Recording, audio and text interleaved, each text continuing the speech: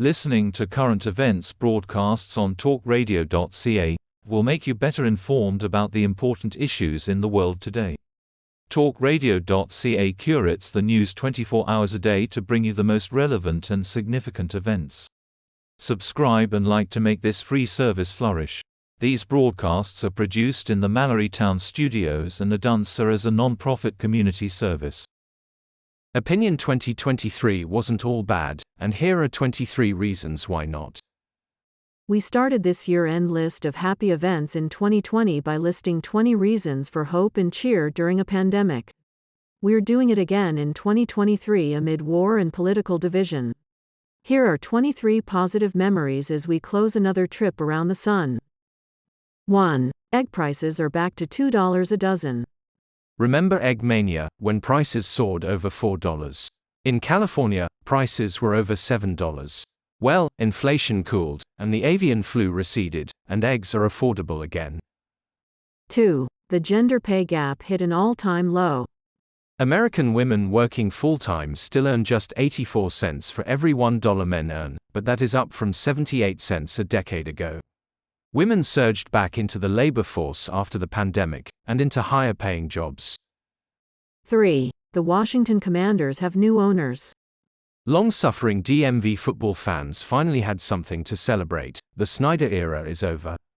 Hail to Josh Harris, Magic Johnson et al., for taking over. 4. The hole in the ozone layer is shrinking. It's on track to recover to 1980s levels by the middle of this century, according to a United Nations report.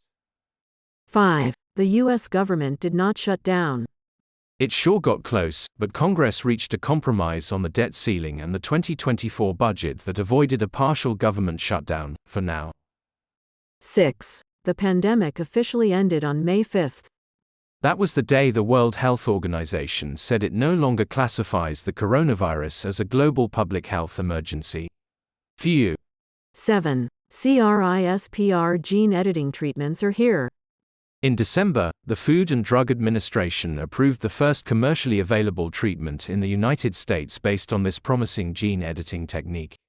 This one will be used to treat sickle cell disease, but researchers will likely use CRISPR to fight a plethora of illnesses. 8. The U.S. Supreme Court rejected the independent state legislature theory. The case could have given state lawmakers unchecked power to set rules for federal elections and draw congressional maps to their own party's advantage. 9. Taylor Swift and Beyoncé were everywhere. And it was great for the nation, the National Football League, and the economy. Beyoncé made everyone want to wear silver, while Ms. Swift literally made the ground shake. 10. Kelvin Kiptum ran a 2-hour marathon. The Kenyan runner set a new official record, just 2 hours and 35 seconds, at the Chicago Marathon in October. 11. President Biden and Xi Jinping met face-to-face. It was the handshake seen around the world. Leaders of the world's two biggest powers met in San Francisco in November, and made small breakthroughs. They won't be friends, but they looked like colleagues. 12. Many looted antiquities were returned. The Metropolitan Museum of Art is returning ancient art to Cambodia, Thailand, Turkey and Greece. The Museum of the Bible and Cornell University together sent 17,000 items to Iraq. A California man gave 30 looted relics back to Italy.